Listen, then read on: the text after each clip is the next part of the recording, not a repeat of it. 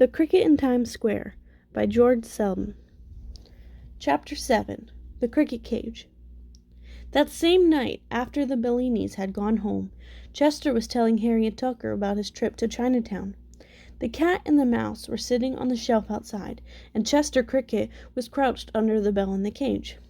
Every minute or so, Tucker would get up and walk around to the other side of the pagoda. He was overcome with admiration for it. "And Mr. Fong gave Mario a fortune cookie, too," Chester was saying. "I'm very fond of Chinese food myself," said Harry Cat. "I often browse through the garbage cans down in Chinatown." Tucker Mouse stopped gaping at the cricket cage long enough to say, "Once I thought of living down there, but those Chinese make funny dishes.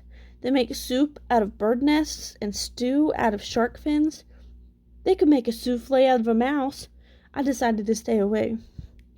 A low rumble of a chuckle came from Harry Cat's throat.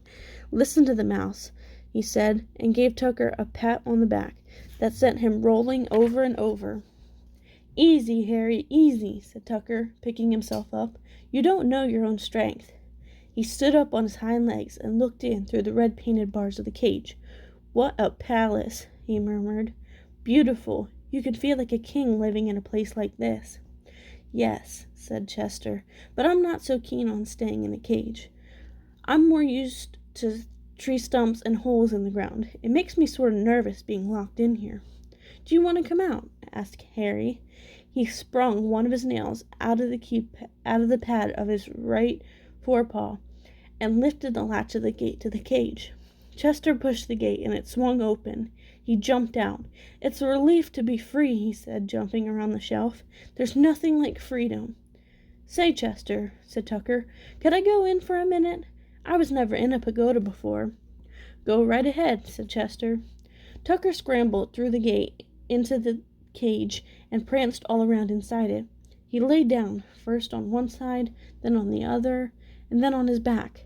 "If only I had a silk robe now," he said, standing up on his hind legs again and resting one paw on a bar.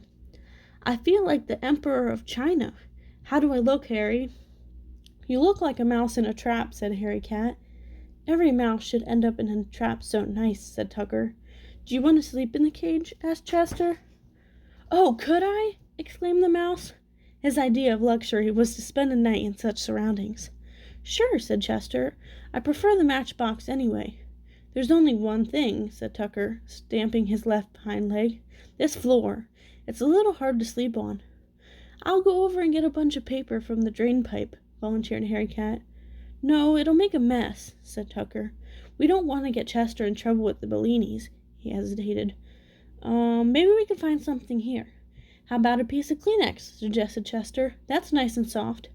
"Kleenex could be good," said Tucker. "But I was wondering—" He paused again. "Come on, Tucker," said Harry Cat. "You've got something on your mind. Let's have it." "Well," Tucker began, "I sort of thought if there was a dollar bill in the cash register—" Harry burst out laughing. "You might know," he said to Chester. "Who but this mouse would want to sleep on dollar bills?" Chester jumped into the cash register drawer, which was open as usual. "There's a few dollars in here," he called out. "Plenty to make a mattress," said Tucker Mouse. "Pass some in, please." Chester passed the first dollar bill up to Harry Cat, who took it over to the cage and pushed it through the gate. Tucker took hold of one end of the bill and shook it out like a blanket. It was old and rumply.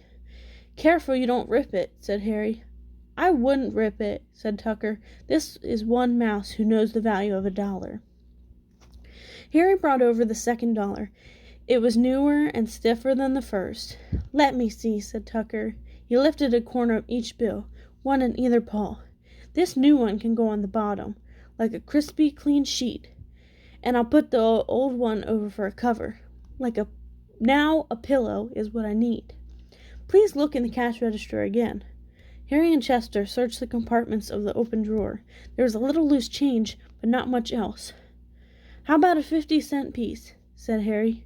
"Too flat," answered Tucker Mouse. The rear half of the drawer was still inside the cash register. Chester crawled back. It was dark, and he couldn't see where he was going. He felt something until his head bumped against something. Whatever it was, it seemed to be big and round. Chester pushed and shoved and finally got it back out into the dim light of the newsstand.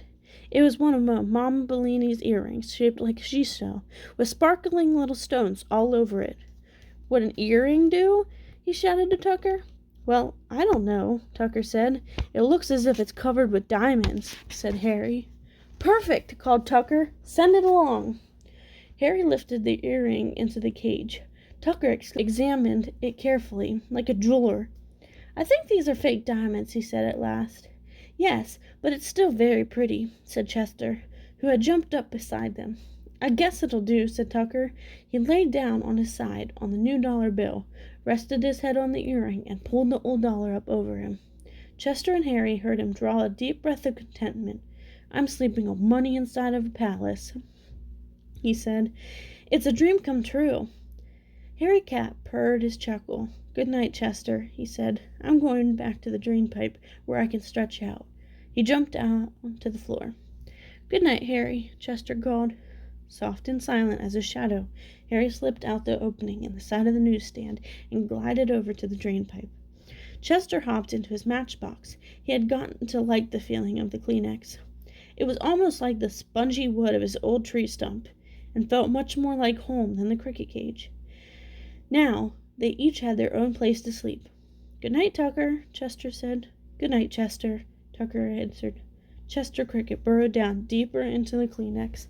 He was beginning to enjoy life in New York. Just before he fell asleep, he heard Tucker Mouse sighing happily in the cage.